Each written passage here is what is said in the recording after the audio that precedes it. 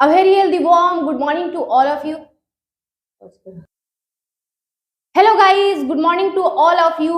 I am Juhi Khatun. Welcome back on our YouTube channel SKB Mantu Sir. Today I am going to talk about internal structure of heart.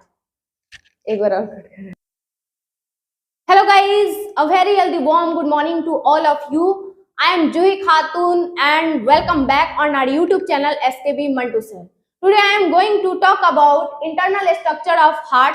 जैसे कि friends मैंने कल internal structure of heart के बारे में कुछ basic information दी थी, लेकिन आज मैं इसको बेसिक और प्लस में विस्तार दोनों पढ़ाना चाहती हूँ।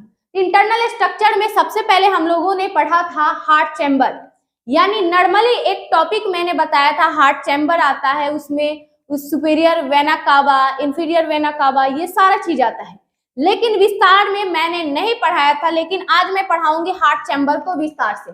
यानी फर्स्ट जो इंटरनल स्ट्रक्चर पढ़ना है हार्ट में, वो आपका हार्ट चैम्बर है, यानी हृदय का कक्ष। यानी हृदय में कितने कक्ष है उसको तो मैंने बता दिया है। एक हृदय है, मान लीजिए एक हृदय यहां से कुछ इस प्रकार से हृदय होता है आपका,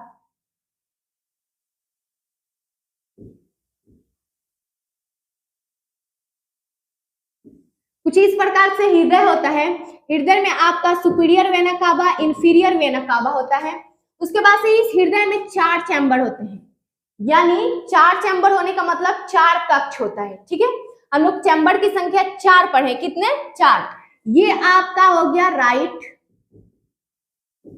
यह आपका राइट हो जाएगा एट्रियम, राइट एट्रियम। ये आपका लेफ्ट एट्रियम हो जाएगा, लेफ्ट। ये आपका right ventricle, right ventricle, ventricle. ये आपका हो जाएगा लेफ्ट वेंट्रिकल, लेफ्ट वेंट्रिकल। ठीक है, अब देखिए हार्ट में कितने चैम्बर हैं। अब देखिए ये पढ़ना है कि चैम्बर्स ऑफ हार्ट, यानी यहां पे पढ़ना है heart is divided into 4 chambers, यानी हार्ट को 4 कक्षों में बांटा गया है, या 4 कक्षों में ये उपस्थित होता है। तो एक होता है आपका राइट एट्रियम, जिसे दायां अलिंद के नाम से जानते हैं। एक होता है लेफ्ट एट्रियम, जिसे बायां अलिंद के नाम से जानते हैं। और उसके नीचे वाला जो भाग है दाएं निलय और बाएं निलय के रूप में। ठीक है, तो कितनी हो गई? 4। देख सकते हैं आप लोग, एट्रियम यानी अलिंद 2 होता है, राइट और लेफ्ट। उसके बाद से देखें वेंट्रिकल यानी निलय, जिसमें 2 होता है, राइट और लेफ्ट, यानी दायां निलय बायां निलय, दायां अलिंद बायां अलिंद। यानी जो हार्ट होता है उसमें कक्ष कितना होता है? 4 होता है। ओके, अब देखना है कि राइट एट्रियम क्या है, यानी दायां अलिंद क्या है। यानी दायां अलिंद के बारे में हम लोगों को समझना है। What is right atrium? This part receive deoxygenated blood from superior vena cava and inferior vena cava. यानी यह दायां अलिंद, जो दायां अलिंद क्या करता है, डीऑक्सीजनेटेड जो ब्लड होता है वो सुपीरियर वेना कावा और इंफीरियर वेना कावा से क्या करता है? प्राप्त करता है। डीऑक्सीजनेटेड ब्लड का मतलब हो गया हम लोग जो सांस ले रहे हैं, तो हम लोग ऑक्सीजन ले रहे हैं, वो जाकर ब्लड में मिल जाएगा तो ऑक्सीजनेटेड ब्लड हो गया। लेकिन डीऑक्सीजनेटेड ब्लड का अर्थ होता है जिसमें ऑक्सीजन की मात्रा न हो। ओके, तो जिसमें ऑक्सीजन की मात्रा ना हो उसे डीऑक्सीजनेटेड ब्लड का अर्थ होता है जिसमें ऑक्सीजन की मात्रा न हो। तो नॉर्मल ब्लड, यानी आपका ये सुपीरियर वेना कावा है, ये आपका इंफीरियर वेना कावा है। इसी से जब ब्लड जाता है तो पहले देखिए राइट एट्रियम में सुपीरियर वेना कावा से ब्लड आता है और यहाँ पे इंफीरियर वेना कावा से राइट वेंट्रिकल में आता है। यानी दायां अलिंद और बायां अलिंद में, यानी दोनों तरफ से ब्लड आता है। तो वही बताया गया है, this part receive deoxygenated blood from superior vena cava and inferior vena cava. Okay, तो ये इसको हम लोग जान लिए। उसके बाद से एक चीज और पढ़ना है, राइट वेंट्रिकल। राइट एट्रियम पढ़ लिए, दायां अलिंद पढ़ लिए, अब हमें दाएं निलय के बारे में पढ़ना है। ठीक है, तो दाएं निलय किस तरीके से वर्क करना है इसको भी समझना है। It is lower part of heart which is located blood the right atrium. Okay, यानी यह क्या होता है?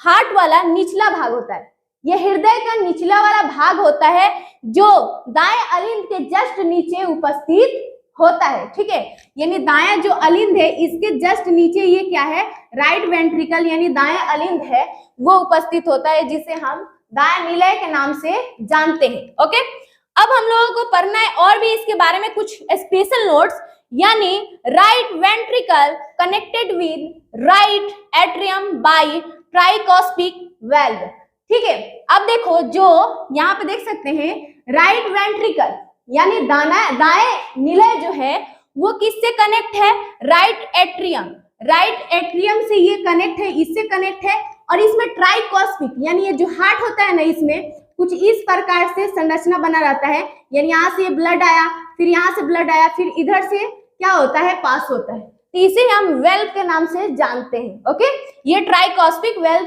से जुड़ा रहता है, समझ गए आप लोग।